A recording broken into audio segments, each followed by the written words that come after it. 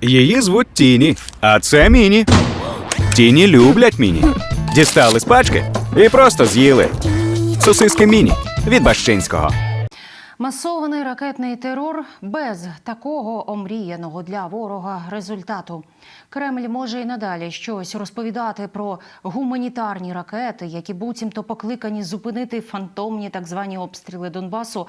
Але насправді Росія і надалі хоче виторговувати собі паузу, дочекатися бодай тимчасового перемир'я і посилитися перед новою спробою наступу. Утім, цього не сталося раніше, не сталося сьогодні і не станеться в майбутньому.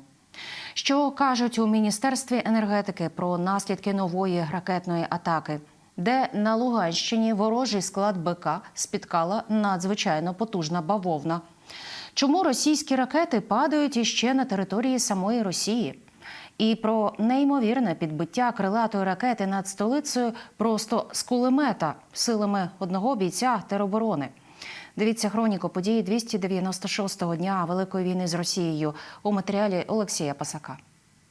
60 із 76. Росія знову скоїла масований ракетний удар, а українська ППО знову успішно відпрацювала 80% ворожого залізяча. Про роботу оборонців неба повідомив головнокомандувач ЗСУ. В Міністерстві внутрішніх справ наголосили, ворог і надалі проводить політику геноциду і свідомо б'є по цивільній інфраструктурі саме під час зими. Самблас, Дніпро, Харків, Кривий Ріг. Вибухи сталися у Дніпрі, Харкові, Кривому Розі, Києві та Київській області. Наша ППО працює досить добре, але через велику кількість запущених Росією крилатих ракет ми ще маємо певні труднощі. На жаль, деякі міста вже без світла. Напад на нашу енергетичну інфраструктуру, який змушує людей страждати в умовах зими, це геноцид української нації.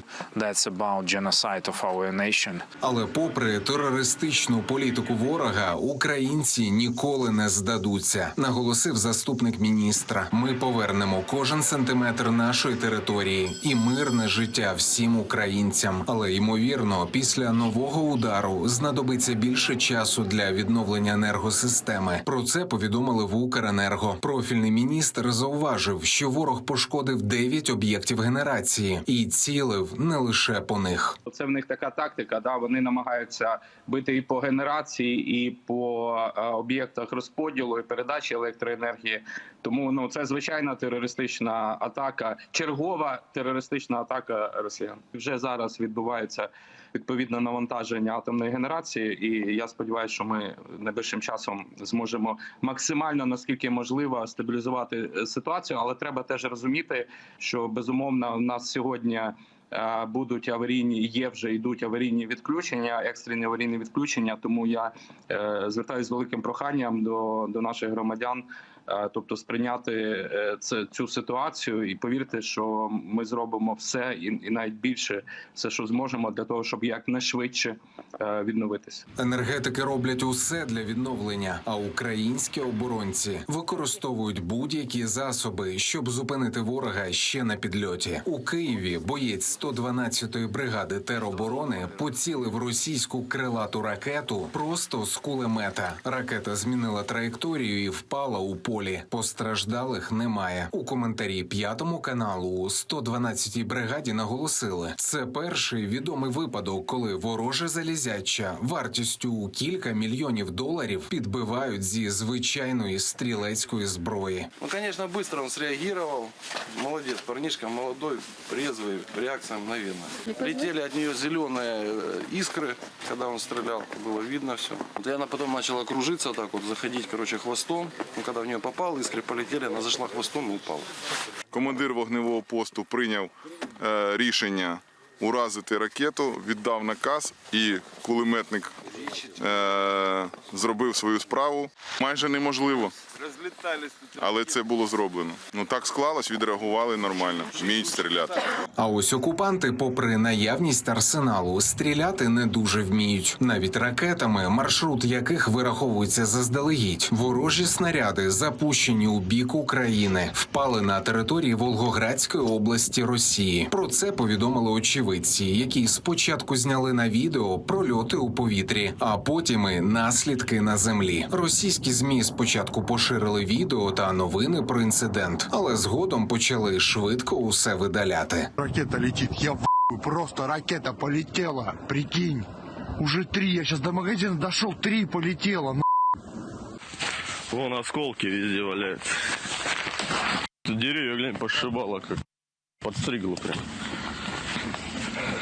А вот платы, глянь, какие-то. Ой, дал?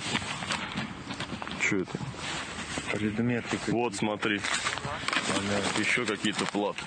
Ворог цілить ракетами з повітря і намагається вигризати метри території на землі. Штурмові дії окупантів тривають на Бахмутському та Авдіївському напрямках. За минулу добу обстріляно понад 20 населених пунктів, повідомляють у вечірньому зведенні Генштабу. А ще зазначають, що ракетні та артилерійські підрозділи ЗСУ поцілили 3 зосередження живої сили окупантів, знищили пункт управління та ворожий склад боєприпасів. Водночас телеграм-канали ще напередодні оприлюднили відео надзвичайно потужної бавовни, свято якої завітало до БК загарбників Вірміно, що на Луганщині. Ой-ой-ой! Ой-ой-ой! Ой-ой-ой-ой-ой!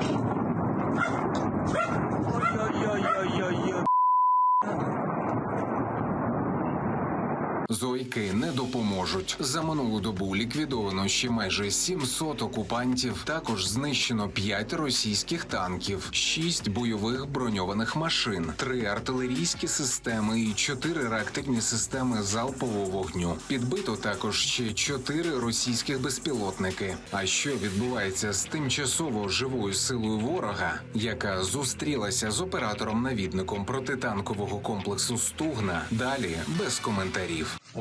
Больше 10 рыл. Давай. Жду. Как бы они не нырнули сейчас. Запуск!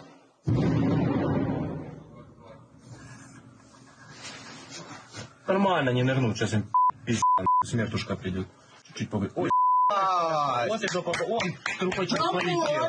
Олексій Пасак, 5 канал.